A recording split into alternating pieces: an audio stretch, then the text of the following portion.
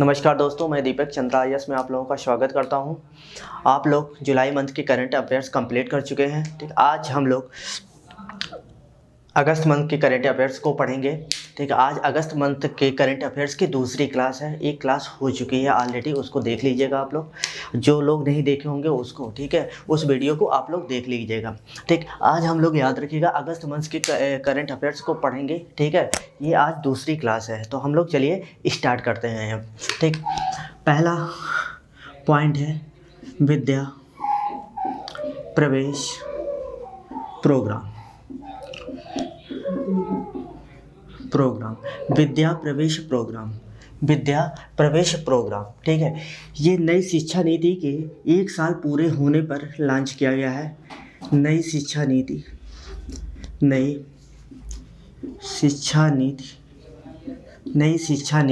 जो जुलाई 2020 में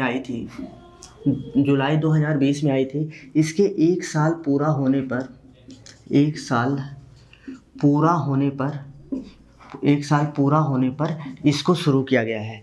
विद्या प्रवेश प्रोग्राम योजना या विद्या प्रवेश प्रोग्राम, ठीक है, ये लॉन्च किया गया है माननीय प्रधानमंत्री नरेंद्र मोदी के द्वारा।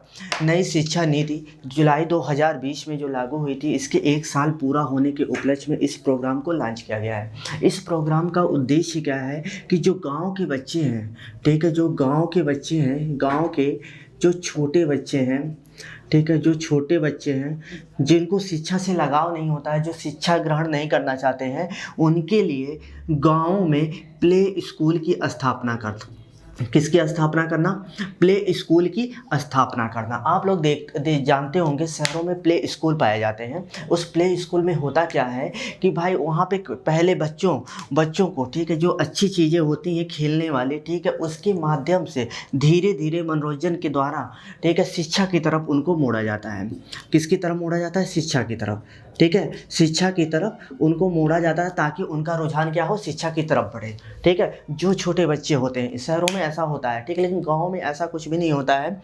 गांव में, ठीक है, अगर कोई बच्चा पढ़ना नहीं चाहता तो वो नहीं पढ़ता है। ठीक है, तो इसके लिए, ठीक है, सेंट्रल गवर्नमेंट ने प्ले स्कूल गाँव में स्थापित करने की बात कही है। इस प्रोग्राम के तहत, इस योजना के तहत ये प्ले स्कूल क्या करेंगे कि बच्चों को, गाँव के बच्चों को शिक्षा से जोड़ने का कार्य करेंगे। ठीक है, खेल कूद गतिविधियों के माध्यम से उनको धीरे धीरे शिक्षा की तरफ क्या करेंगे? अग्रसर करेंगे। भारत सरकार का मेन उद्देश्य है कि अधिक से अधिक लोग भारत में क्या करें? शिक्षा को ग्रहण करें, अधिक से अधिक लोग। ठीक, तो हम लोगों ने क्या पढ़ा कि विद्या प्रवेश प्रोग्राम लॉन्च किया गया है सेंट्रल गवर्नमेंट के द्वारा। माननीय नरेंद्र मोदी ने इसको लॉन्च किया है। ठीक है, किस उपलक्ष्य में लॉन्च किया है? तो नई शिक्षा नीति जो जुलाई में आई थी, 2020 की जो नई शिक्षा नीति, न्यू एजुकेशन पॉलिसी इसको बोलते हैं। ठीक है, इसके 1 साल पूरा होने के उपलक्ष्य में इसको लॉन्च किया गया है। ठीक है, इसका मेन पर्पज यही है कि जो गांव के छोटे बच्चे हैं, कक्षा 1 के जो बच्चे हैं, ठीक है, उनको प्ले स्कूल के माध्यम से, ठीक है, उनको शिक्षा की तरफ मोड़ा जाए। ठीक है, ताकि वो आसानी से क्या करें? शिक्षा ग्रहण करें। ठीक है, जो भी मनोरंजन गतिविधियां हैं, ठीक है, उसी के तहत, ठीक है, धीरे धीरे उनको शिक्षा की तरफ लाया जाए। ठीक, तो ये विद्या प्रवेश प्रोग्राम है जो सेंट्रल गवर्नमेंट के द्वारा लॉन्च किया गया है। ठीक, चलिए अब अगले पॉइंट पे हम लोग देखते हैं कृषि कर्ण परियोजना। अगला है कृषि कर्ण परियोजना। कृषि कर्ण परियोजना ये केरल राज्य सरकार के द्वारा शुरू किया गया है। केरल राज्य सरकार के द्वारा कृषि कर्ण परियोजना को शुरू किया गया है। इसके अंतर्गत क्या होगा? केरल अपने एरिया की 2.5% एरिया पे, ठीक है, एक मिनी पाली हाउस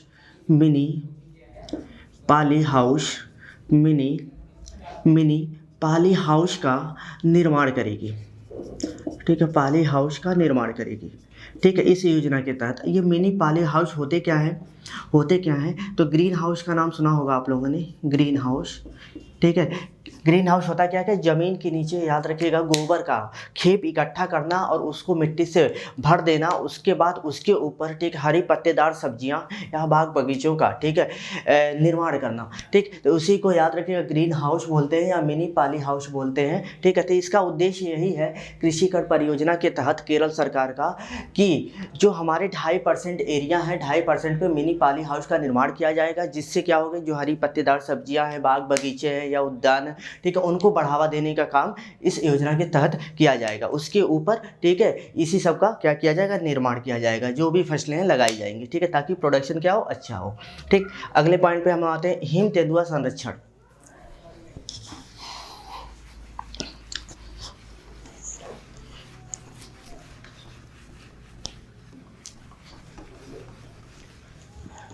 अगला पॉइंट है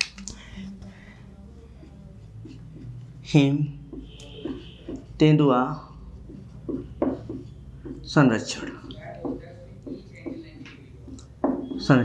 इसको स्नो लियोपोर्ड स्नो लियोपोर्ड ठीक है, इधर समझिएगा ये हिम तेंदुआ संरक्षण क्या होता है। ठीक है, एक प्रकार की ये प्रजाति है। ठीक है, विश्व में इसकी जो प्रजाति है 4000 बची है। ठीक है, ये विलुप्ति के कगार पे है। तो सरकारों के द्वारा ठीक है, सरकारों के द्वारा इसके संरक्षण की बात कही गई है। 20 देश हैं, लगभग 20 देशों की गवर्नमेंट ने इसके संरक्षण का जिम्मा उठाया है, हिम तेंदुआ संरक्षण का। ठीक है, इसी को ध्यान में रखते हुए भारत में ठीक है, भारत में 4 स्थानों को ठीक है चिन्हित किया गया है। भारत में 4 स्थानों को चिन्हित किया गया है हिम तेंदुआ संरक्षण के लिए। एक है ठीक है अपना हेमिस नेशनल पार्क। ठीक है, हेमिस नेशनल पार्क आप लोग जानते होंगे, हेमिस नेशनल पार्क कहाँ स्थित है, लद्दाख में। ठीक है, भारत का सबसे बड़ा राष्ट्रीय उद्यान है, याद रखिएगा। ठीक है, इसको क्या क्या रिजर्व किया गया है। दूसरा उत्तरकाशी ठीक है, ये कहाँ है, उत्तराखंड में। ठीक है, ये कहाँ है, उत्तराखंड में है। ठीक है, इसको रिजर्व किया गया है। तीसरा तवांग एक क्षेत्र है जो कहाँ पे है, अरुणाचल प्रदेश में है, अरुणाचल प्रदेश में, इसको रिजर्व किया गया है। चौथा कंचनजंगा ये कहाँ पे है, तो सिक्किम में है। ठीक है, तो इन 4 क्षेत्रों को याद रखिएगा हिम तेंदुआ संरक्षण के लिए ठीक है रिजर्व किया गया है, चिन्हित किया गया है। यहाँ इन 4 क्षेत्रों में ठीक है ठीक ठाक हिम तेंदुआ पाए जाते हैं। उत्तराखंड में उत्तरकाशी की लंका नामक स्थान पर, भैरव घाटी के लंका नामक स्थान पर ठीक है भारत का पहला हिम तेंदुआ संरक्षण केंद्र खोला गया है। भारत का पहला हिम तेंदुआ संरक्षण केंद्र खोला गया। हिम तेंदुआ संरक्षण केंद्र खोला गया, ये भारत का पहला है, याद रखिएगा। ठीक है, किस देश की सहायता से खोला गया, तो नीदरलैंड एक देश है, याद रखिएगा। नीदरलैंड एक देश है, नीदरलैंड ठीक है, नीदरलैंड देश की सहायता से भारत का पहला हिम तेंदुआ संरक्षण केंद्र कहाँ खोला गया, उत्तरकाशी उत्तराखंड में लंका नामक स्थान पर ठीक है इसको खोला गया है। ठीक है, ऐसा बोला जाता है कि यहाँ पे 86 तेंदुआ हैं। ठीक है, इनकी संख्या कितनी है, 86 तेंदुओं की है। ठीक है, तो हमने आपको क्या बताया कि हिम तेंदुआ संरक्षण ठीक है क्यों ऐसी बात कही गई, ये प्रोग्राम क्यों लॉन्च किया गया, क्योंकि याद रखिएगा विश्व में हिम तेंदुओं की संख्या 4000 आ चुकी है। ठीक है, जो अगर इसको संरक्षण नहीं प्रदान किया गया तो ये विलुप्ति के कगार पे होंगे। ठीक है, इनकी प्रजाति विलुप्त हो जाएगी।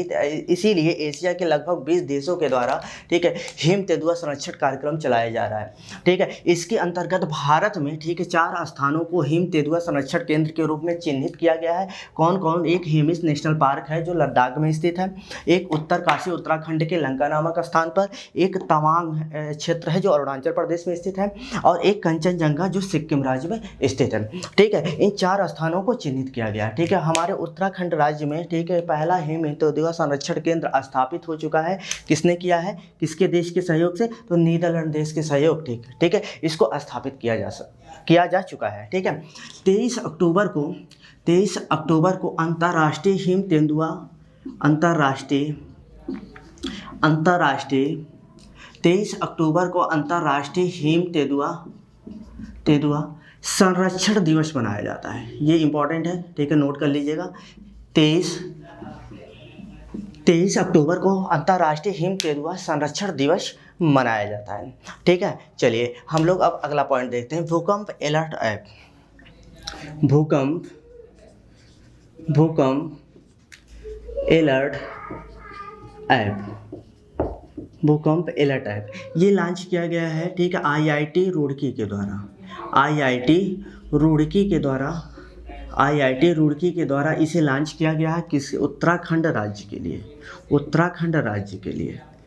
ठीक है, उत्तराखंड राज्य के लिए। ठीक है, इसको भूकंप अलर्ट ऐप को, ठीक है, तैयार किया गया है आईआईटी रुड़की के द्वारा। ठीक है, ये ऐप करेगा क्या, तो याद रखिएगा, ये ऐप भूकंप आने से पहले जानकारी उपलब्ध कराएगा, जिससे ठीक है हमारे जवानों को जन सुरक्षा में क्या होगी, मदद मिलेगी। ठीक है, खास साथ साथ याद रखिएगा, जो भूकंप में फंसे हुए लोग, ठीक है, उनकी लोकेशन, ठीक है, भारत सरकार को बताएगा उनकी लोकेशन। ठीक है, जवानों को जो वहाँ तैनात होंगे, ठीक है, उनकी लोकेशन बताएगा। तो इससे क्या होगा कि उनको निकालने में क्या होगी, आसानी होगी। ठीक है, तो हम लोगों ने याद रखिएगा भूकंप अलर्ट ऐप के बारे में जाना। भूकंप अलर्ट ऐप किसके द्वारा विकसित किया गया है, आईआईटी रुड़की के द्वारा विकसित किया गया है। ठीक है, किस राज्य के लिए, तो स्पेशली उत्तराखंड राज्य के लिए इसको विकसित किया गया है। भूकंप उत्तराखंड में भूकंप आने से पहले ही याद रखिएगा ये ऐप, ठीक है, क्या बताएगा, ठीक है, भूकंप की सूचना चेतावनी जारी करेगा, जिससे लोगों की जन सुरक्षा करने में मदद मिलेगी। ठीक है, इसके बाद अगर भूकंप आता है, तो उसके बाद अगर भूकंप में जो लोग फंसे होंगे, उनके मोबाइल में अगर ये ऐप डाउनलोड होगा, तो उनकी लोकेशन इंडिकेट करेगा लोगों को। ठीक है, लोकेशन बताएगा, जिससे ठीक है वहाँ पे आसानी से पहुँचा जा सके। ठीक है, तो ये कुछ पॉइंट थे, ठीक है, जिसको हम लोगों ने पढ़ा। ठीक, अब इसके बाद हम लोग आते हैं अगले पॉइंट पे।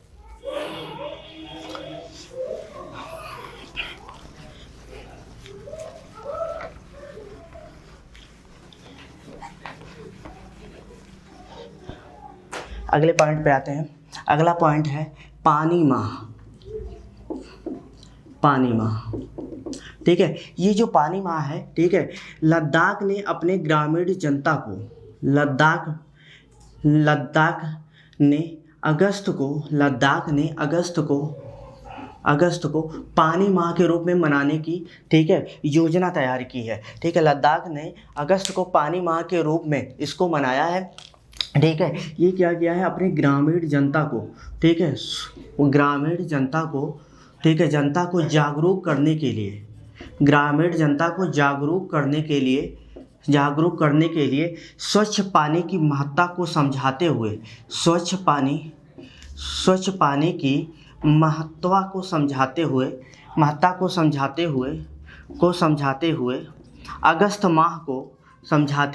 अगस्त माह को पानी माह के रूप में मनाने की घोषणा की है। कौन, लद्दाख ने, याद रखिएगा इसको। ठीक है, मंगदेछू जल विद्युत परियोजना। ठीक है, मंगदेछू जल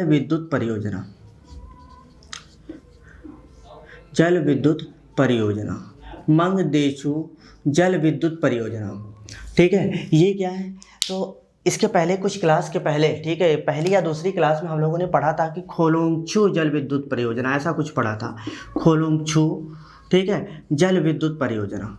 ठीक, अगर क्लास देखे होंगे तो आपको याद होगा जल विद्युत परियोजना। ठीक है, इसके बारे में हम लोग जाने थे। तो खोलोंगछू एक नदी है भूटान में। ठीक है, भारत सरकार के द्वारा इस नदी पे, ठीक है, खोलोंगछू जल विद्युत परियोजना बनाई जा रही है, जिसकी क्षमता 600 मेगावाट बिजली उत्पादन करने की होगी।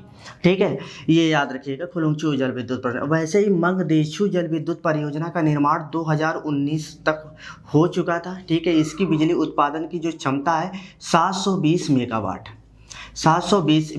2019 में हमारे प्रधानमंत्री प्राइम मिनिस्टर नरेंद्र मोदी, ठीक है, नरेंद्र मोदी भूटान दौरे पे गए थे, तो इस परियोजना का क्या किया था, उद्घाटन किया था। ठीक है, ये परियोजना चर्चा में इसलिए है क्योंकि इसे ब्रूनेल मेडल से सम्मानित किया गया है।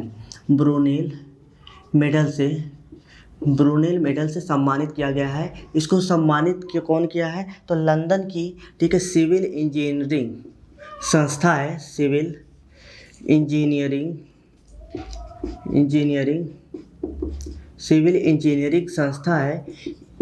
इंजीनियरिंग संस्था, इन्हीं के द्वारा, ठीक है, इसको सम्मानित किया गया है। ये कहाँ पे है, लंदन में। लंदन में सिविल के क्षेत्रों में उत्कृष्टता कार्य के लिए प्रदान किया जाने वाला ये ब्रुनल मेडल है। ठीक है, इसकी शुरुआत 1985 से हुई। 1985 से ये पुरस्कार दिया जाता है। तो मंगदेचु जल विद्युत परियोजना को, ठीक है, ये पुरस्कार 2021 का मिला है, इसलिए ये चर्चा में था। ये बनकर कब तैयार हुआ था? 2019 में ही बनकर तैयार हुआ था। पीएम नरेंद्र मोदी ने इसका क्या किया था? उद्घाटन किया था। ठीक है, इस जल विद्युत परियोजना में कितने मेगावाट बिजली का उत्पादन हो रहा है? तो 720 मेगावाट बिजली का उत्पादन किया जा रहा है। जैसे हम लोग पढ़े थे खोलोंगचू जल विद्युत परियोजना, ये नदी है एक भूटान की, वैसे ही मंगदेचु भी, ठीक है, भूटान की एक प्रकार की क्या है? नदी है। उसी नदी पर बनाया जा रहा है, भूटान की, ठीक है, एक नदी है, उसी नदी पे, ठीक है, ये जल विद्युत परियोजना का निर्माण किया जा रहा है। ठीक है, तो अब अगले पॉइंट पे हम लोग आते हैं।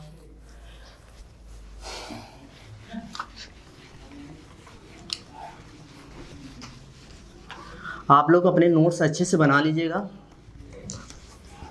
और उसका रिवीजन करते रहिएगा, क्योंकि करंट अफेयर्स का रोल बहुत ही ज़्यादा इम्पोर्टेंट है। ठीक है, इस महत्ता को आप लोग समझिए अच्छे से। ठीक, अगला पॉइंट आते हैं हम लोग काकोरी कांड। काकोरी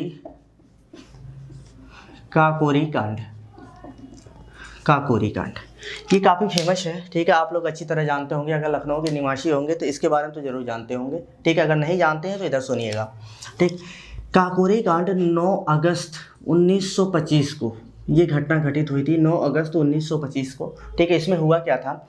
सहारनपुर से, ठीक है, सहारनपुर से, ठीक है, लखनऊ, सहारनपुर से लखनऊ ट्रेन आ रही थी। ठीक है, उस ट्रेन में अंग्रेज़ों का सरकारी खजाना भरा हुआ था, सरकारी खजाना भरा हुआ था। ठीक है, इस सरकारी खजाने को, ठीक है, भारत के क्रांतिकारियों ने लूट लिया। ठीक है, ताकि इसलिए लूटा कि इस खजानों से मिले हुए पैसों से हथियार खरीदा जा सके, जिससे क्रांतिकारी जो गतिविधियां हैं, ठीक है, उसको और तेज़ी से बढ़ाया जा सके अंग्रेज़ों के खिलाफ। ठीक है, तो इस सरकारी खजाने को लूटने वाले कौन कौन थे? तो राम प्रसाद बिस्मिल,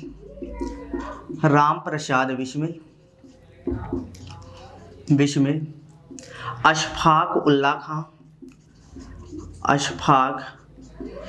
उल्ला खां, राजेंद्र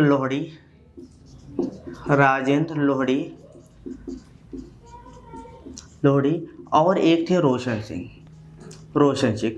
10 माह तक इनके ऊपर, ठीक है, मुकदमा चलाकर इनको फांसी की सज़ा दी गई अंग्रेज़ों के द्वारा सरकारी खजाना लूटने के उपलक्ष्य में। ठीक है, तो अंग्रेजी सरकार के द्वारा इसको, ठीक है, काकोरी कांड बोला गया। काकोरी क्या बोला गया? कांड बोला गया। अच्छा, कांड जो शब्द है, ठीक है, ये किसी गलत इन्फॉर्मेशन को सूचित करता है। ठीक है, याद रखिएगा। तो इसी कांड का नाम बदल कर जो वर्तमान योगी सरकार है उत्तर प्रदेश की, ठीक है, इन्होंने, ठीक है, इसका नाम बदल के काकोरी एक्शन ट्रेन रख दिया। काकोरी नाम बदल के क्या रखा? Action train.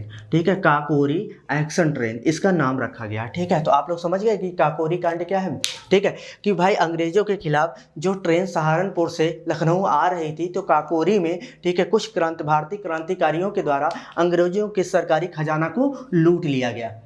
ठीक है, तब उसके बाद उन क्रांतिकारियों के ऊपर 10 माह तक मुकदमा चलाकर उनको फांसी की सज़ा दी गई। वो क्रांतिकारी कौन थे? राम प्रसाद बिस्मिल, अशफाक उल्ला खां, राजेंद्र लोहड़ी और रोशन सिंह। ठीक है, तो इसी घटना को अंग्रेज़ों ने काकोरी कांड का नाम दिया। ठीक है, तो इसी काकोरी कांड का नाम बदल कर, ठीक है, अगस्त में उत्तर प्रदेश की योगी सरकार ने क्या रख दिया? काकोरी एक्शन ट्रेन रख दिया। ठीक है, यही आपको क्या करना है? याद रखना है। ठीक है, अगला आते हैं हर हित स्टार योजना। अगला पॉइंट है हर हित स्टार योजना। हर हित स्टार योजना, ठीक है, हर हित स्टार योजना। ठीक है, ये हरियाणा सरकार के द्वारा शुरू की गई है। ठीक है, हरियाणा गवर्नमेंट या हरियाणा सरकार के द्वारा इस योजना को शुरू किया गया है। ठीक है, ये योजना का उद्देश्य क्या है शुरू करने का? तो युवाओं को रोजगार उपलब्ध कराना, वह उनको आत्मनिर्भर बनाना। ठीक है, आत्मनिर्भर बनाना। ठीक है, इस योजना के अंतर्गत क्या काम किया गया है, ठीक है, कि 2000 खाद्य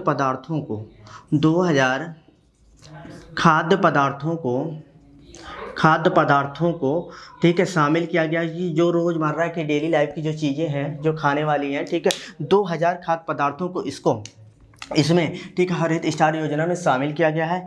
500 रिटेल स्टोर खोले जाएंगे, खुदरा जिसको बोलते हैं रिटेल स्टोर खोले जाएंगे। ठीक है, रिटेल स्टोर खोले जाएंगे। ठीक है, और यही 500 रिटेल स्टोर खोलने के लिए ठीक है जो हरियाणा के युवा लोग हैं उनको प्रोत्साहित कर रही है हरियाणा की सरकार इस योजना के तहत, हरित स्टार योजना के तहत। ठीक है, हरियाणा के युवाओं को ठीक है रोजगार व आत्मनिर्भर बनाने के लिए ठीक है प्रोत्साहित कर रही है। 2000 खाद्य पदार्थ होंगे उसमें, ठीक है, और 500 रिटेल स्टोर खोले जाएंगे इसमें। ठीक है, तो इस वजह से ये योजना क्या है, काफ़ी चर्चा में, मतलब बेरोजगारी को कम करने के लिए यह योजना ठीक है हरियाणा सरकार के द्वारा लाई गई है। ठीक है, अब हम लोग अगले पॉइंट पे देखते हैं।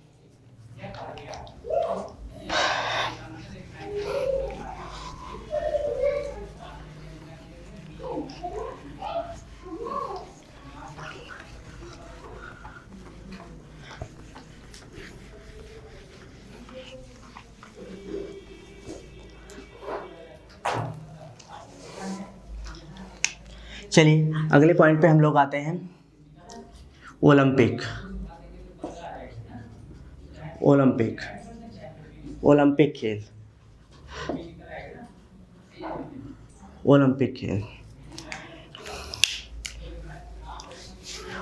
खेल। आपको अच्छी तरह पता है ओलंपिक खेल 2020। देखिए ये पहले खेल 2020 में होने वाले थे, ठीक है, लेकिन कोविड-19 के चलते ठीक है इसका आयोजन 2021 में हुआ। ठीक है, कहाँ पे हुआ, ठीक है, तो जापान की राजधानी टोक्यो में, ठीक है, जापान की राजधानी टोक्यो में ठीक है इसका आयोजन किया गया। ओलंपिक खेल 2021 इसको बोला गया। ठीक है, जबकि होने वाले थे 2020 में, लेकिन कोविड-19 के चलते ठीक है इसका एक साल ट्रांसफ़र कर दिया गया। ठीक है, और 2021 में इसका आयोजन किया गया जापान की राजधानी टोक्यो में। ठीक है, इसके पहले ओलंपिक खेल 2016 के कहाँ हुए थे, तो रियो डी जेनेरियो में हुए थे। आपको पता है ये शहर कहाँ पे है, ब्राज़ील में। ठीक है, ब्राज़ील में स्थित है। ठीक, चलिए देखते हैं हम लोग ओलंपिक। इसमें 33 इवेंट हुए, 33 खेल ठीक है इवेंट हुए। ठीक, 33 प्रतिस्पर्धाएं हुई, 33 प्रतिस्पर्धाएं हुई, 339 इवेंट हुए और 205 देशों ने इसमें क्या किया, भाग लिया। 205 देशों ने इसमें भाग लिया। ठीक है, पहले नंबर पे मेडल तालिका में कौन था, तो यूएसए था। ठीक है, यूएसए था। याद रखिएगा इसने 39 स्वर्ण जीते, 41 रजत जीते, ठीक है, और 33 कांस्य पदक जीते। टोटल 113 मेडल के साथ ये टॉप पे रहा। दूसरे नंबर पे चाइना था। ठीक है, चाइना था। इसने 38 स्वर्ण जीते, ठीक है, 32 रजत जीते और 16 याद रखिएगा इसने क्या जीता, ब्रांच जीता। ठीक है, और 88 पदकों के साथ ठीक है ये दूसरे स्थान पे था। तीसरा जापान ने 27 स्वर्ण जीते, 14 रजत जीते और 17 कांस्य जीते। ठीक है, 58 पदकों के साथ तीसरे स्थान पे था। भारत की जो पोजीशन थी वो 48 थी। ठीक है, इंडिया ने ठीक है 1 स्वर्ण जीता, 2 रजत जीता और 4 कांस्य जीता, 7 पदकों के साथ। ठीक है, तालिका में ठीक है 48वें पोजीशन पे था। ठीक है, ये भारत का सबसे बेस्ट प्रदर्शन है ओलंपिक में अभी तक का। ठीक है, चलिए टोटल याद रखिएगा 1900 जब से ओलंपिक शुरुआत हुई है 1896 से, ठीक है, अब 2021 तक। ठीक है, टोटल भारत ने 35 पदक जीते हैं, जिसमें से 10 क्या है, स्वर्ण पदक है, 10 क्या है, स्वर्ण है। ठीक है, 9 क्या है, रजत है और 16 क्या है, कांस्य, ब्रॉन्ज जिसको बोलते हैं हम लोग, कांस्य पदक है। ठीक है, टोटल 35 पदक हम लोग जीत चुके हैं। ठीक है, तो अब अगला पॉइंट देखते हैं हम लोग। ठीक, कि ये जो 7 पदक आए हैं, ठीक है, भारत के किन किन क्षेत्रों में आए हैं, भारत के किन किन क्षेत्रों में ये 7 पदक आए हैं। ठीक है। तो पहला पॉइंट है नीरज चोपड़ा का नाम आप लोगों ने सुना होगा, नीरज चोपड़ा, ठीक है। जेवेलियन थ्रो में, जिसको भाला फेंक हम लोग बोलते हैं, भाला फेंक में 87.58 मीटर, ठीक है, ये रिकॉर्ड बनाया है इन्होंने फेंक कर, ठीक है, स्वर्ण पदक जीता है, स्वर्ण पदक जीता है। कौन? नीरज चोपड़ा ने। ये कहाँ के रहने वाले हैं? तो पानीपत के रहने वाले हैं। पानीपत कहाँ पड़ता है? हरियाणा में, हरियाणा में, ठीक है, ये हरियाणा के पानीपत में के रहने वाले हैं। दूसरा शाई खोम मीराबाई चानू, इनका पूरा नाम याद रखिएगा आप लोग, मीराबाई चानू, ठीक है। ये कहाँ की रहने वाली है? मणिपुर, मणिपुर पूर्वोत्तर भारत का एक राज्य है मणिपुर, वहाँ की रहने वाली है। इन्होंने 49 किलोग्राम में, ठीक है, 202 केजी का, ठीक है, भार उठाकर भारत को रजत पदक दिलाया, सिल्वर गोल्ड रजत पदक दिलाया, ठीक है। कौन? शाई खोम मीराबाई चानू ने। तीसरा रवि कुमार दहिया,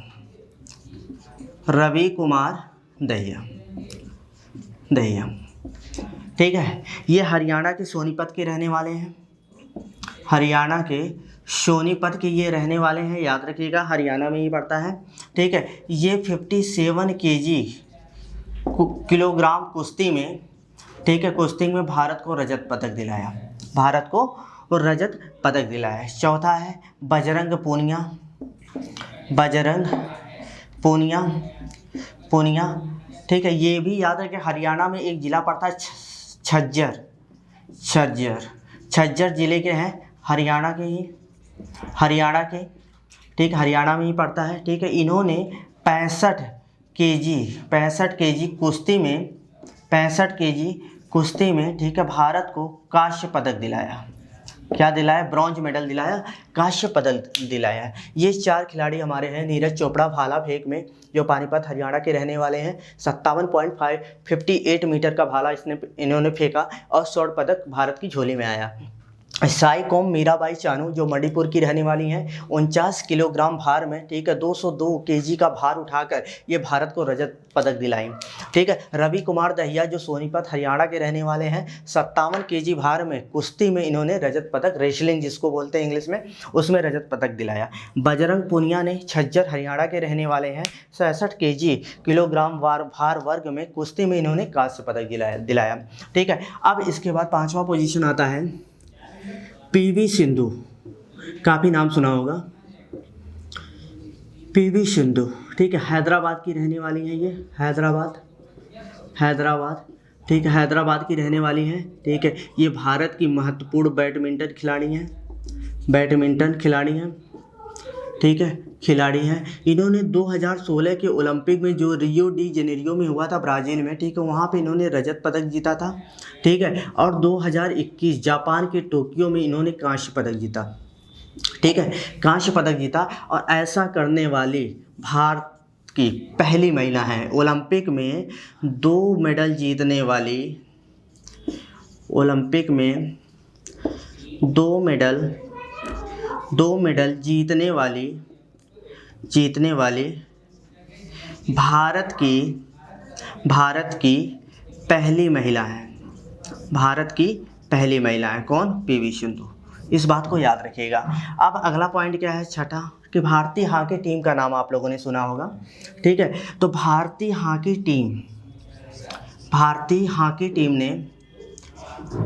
टीम ने, ठीक है, जर्मनी को 5-4 से हराकर 41 साल के बाद कांस्य पदक जीता। 41 साल के बाद कोई पदक हॉकी में जीता, ठीक है, 41 साल के बाद। और कौन सा वो पदक था? कांस्य पदक, जिसको ब्रॉन्ज मेडल बोलते हैं हम लोग, ठीक है, कांस्य पदक था, ठीक है, इसको जीता। भारतीय हॉकी टीम ने जर्मनी को 5-4 से हराकर 41 साल बाद कोई पदक जीता, ठीक है। हॉकी टीम के कैप्टन कौन थे? ठीक है, तो मनप्रीत सिंह, याद रखिएगा, कौन थे? मनप्रीत सिंह थे। पुरुष हॉकी की बात हो रही है। पुरुष हॉकी टीम के कोच कौन थे? तो ग्राहम रीड। कौन थे? ग्राहम रीड, ठीक है, ग्राहम रीड। भारतीय हॉकी टीम में, ठीक है, टोटल 11 मेडल जीते गए हैं, टोटल 11 मेडल आए हैं, ठीक है, इसमें याद रखिएगा टोटल भारतीय हॉकी टीम ने 11 मेडल जीता है ओलंपिक में, ठीक है, 8 स्वर्ण है, ठीक है, 8 स्वर्ण है, 2 रजत है और 1 ब्रॉन्ज है। 1 ब्रॉन्ज याद रखिएगा हम लोगों ने जीता कब, 2021 में, ये 2021 में। 8 स्वर्ण कब कब जीते, तो पहला स्वर्ण 1928 में, 32 में, 1932 में, 1936 में, 1948 में, 1952 में, फिर 1956 में, फिर 64 में, और लास्ट स्वर्ण पदक हम लोग 1980 में मास्को ओलंपिक में जीता था, ठीक है, हॉकी में, ठीक, व्यक्तिगत प्रतिस्पर्धा में जीता था, ठीक है। तो ये याद रखिएगा, ये छठा पॉइंट है, ठीक है। सातवां पॉइंट, सातवां पदक किसने जीता, ठीक है, सातवां पॉइंट, सातवां पदक, ठीक है, लवलीना बोरहेगेन, लवलीना बोरहेगेन, ठीक है। इन्होंने 69 केजी में, ठीक है, ये कहाँ की है, असम की रहने वाली हैं, कहाँ की, असम की रहने वाली हैं। 69 केजी भार वर्ग में ये मुक्केबाजी खिलाड़ी हैं, मुक्केबाजी से संबंधित थी। मुक्केबाजी में, ठीक है, हम लोगों को ब्रॉन्ज मेडल दिलाया, ब्रॉन्ज मेडल जिसको कांस्य पदक बोलते हैं, दिलाया, ठीक है। तो भारत के द्वारा जीते गए मेडल, ठीक है, जो 7 मेडल आए हैं, कहाँ कहाँ से आए मैंने बता दिया। पहला नीरज चोपड़ा के द्वारा पानीपत हरियाणा में भाला फेंक, ठीक है, 87.58 मीटर में, ठीक है, फेंक कर स्वर्ण पदक जीता। दूसरा साइखोम मीरा चानू, बाई चानू ने रजत पदक जीता। तीसरा रवि कुमार दहिया ने रजत पदक जीता। चौथा बजरंग पूनिया ने, ठीक है, कांस्य पदक जीता। लवलीना बोरगोहेन ने, असम की जो है मुक्केबाज है, उन्होंने भी 69 केजी में क्या, कांस्य पदक जीता। उसके बाद पीवी सिंधु जो हैदराबाद की रहने वाली हैं, बैडमिंटन खिलाड़ी हैं, 2016 में रजत जीता था और 2021 में इन्होंने कांस्य जीता, ठीक है। उसके बाद भारतीय हॉकी टीम ने जर्मनी को 5-4 से हराकर 41 साल के बाद कोई पदक जीता, ठीक है, और वो भी कौन सा पदक जीता, कांस्य पदक जीता, ठीक है। भारतीय हॉकी टीम के जो कैप्टन थे कौन थे, मनप्रीत सिंह थे, और कोच कौन थे हैं, ग्राहम रीड हैं, ठीक है।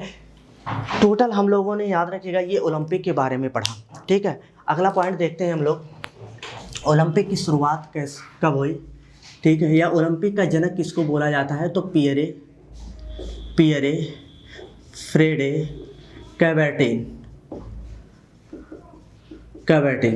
को याद रखेगा, ओलंपिक का जनक बोला जाता है। ये फ्रांस के, ठीक है, ये फ्रांस के महान इतिहासकार थे, महान इतिहासकार और शिक्षाविद थे। कौन, पियरे फ्रेडे कैबर्टिन, ठीक है, फ्रांस के महान इतिहासकार थे, ठीक है। इन्होंने ओलंपिक खेल की शुरुआत की थी। आधुनिक ओलंपिक की शुरुआत कब मानी जाती है, आधुनिक ओलंपिक की शुरुआत, ठीक, आधुनिक ओलंपिक की शुरुआत, ठीक, 1896 में एथेंस से हुई थी।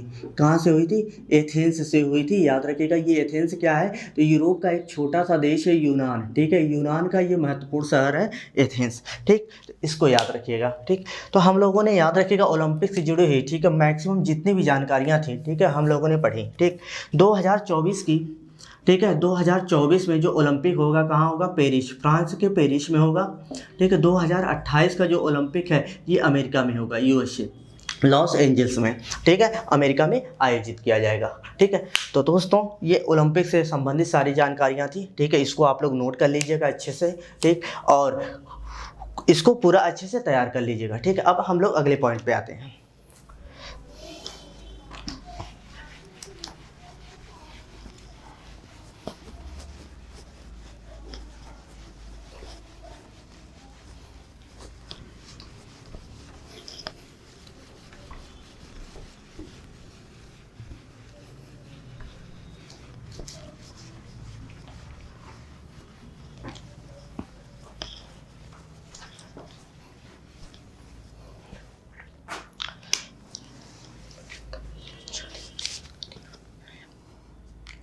अगला पॉइंट है दोस्तों, राष्ट्रीय महिला आयोग,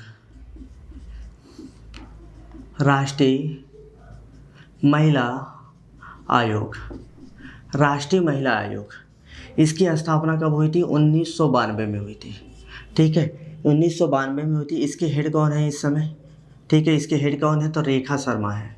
कौन है, रेखा शर्मा, ठीक है, रेखा शर्मा है राष्ट्रीय महिला आयोग का हेड, ठीक है। इन्होंने क्या किया है, राष्ट्रीय महिला आयोग ने घरेलू हिंसा उत्पीड़न के लिए, घरेलू हिंसा उत्पीड़न को रोकने के लिए, उत्पीड़न उत्पीड़न को रोकने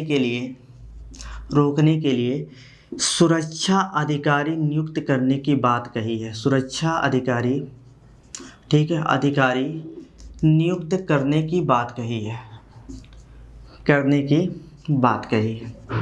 ठीक है, बात कही है। सुरक्षा अधिकारी नियुक्त करने की बात कही है घरेलू हिंसा उत्पीड़न को रोकने के लिए, ठीक है। और इसको ट्रेनिंग कहाँ से दी जाएगी, तो लपशाना के द्वारा दी जाएगी, ठीक है, लपशाना के द्वारा। और आप लोग अच्छी तरह जानते हैं लपशाना क्या है, ठीक है, जहाँ पे IAS लोगों की ट्रेनिंग होती है। लाल बहादुर शास्त्री नेशनल राष्ट्रीय, ठीक है, प्रशासनिक संस्थान, ठीक है, लाल बहादुर शास्त्री राष्ट्रीय प्रशासनिक संस्थान, जो कहाँ पे है, उत्तराखंड में स्थित है, ठीक है। वहाँ से इनको ट्रेनिंग देने की बात कही है।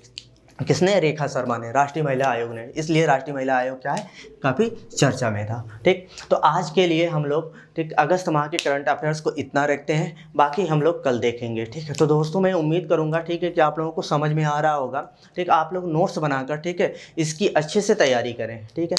तो मैं दीपक, ठीक है, आज आप लोगों के लिए बस इतना ही, आपसे विदा लेता हूँ। नमस्कार।